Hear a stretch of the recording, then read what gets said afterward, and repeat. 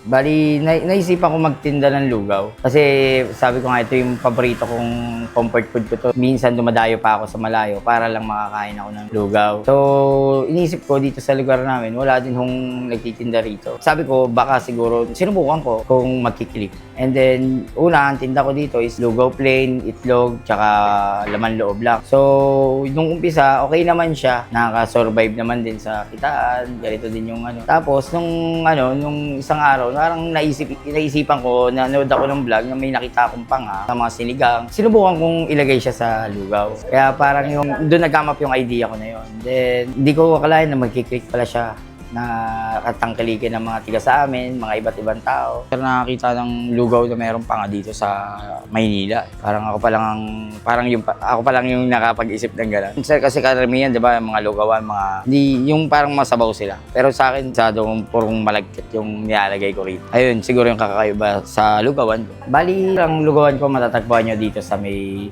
Nakpil Street, corner Anak Bayan. Pag pinin nyo po yun sa Google Map or sa Waze, pin nyo lang po yung Max Marami Food House. Pag nakita nyo po pag napin nyo na po yun, may kita nyo na po agad yung karatula ko doon na lugawan ni Tan. Ang oras po ng operation natin is 5:30 AM hanggang maubos. Siguro tapos din po ako 5 PM, ganyan. Hanggang maubos po tuloy-tuloy po yun.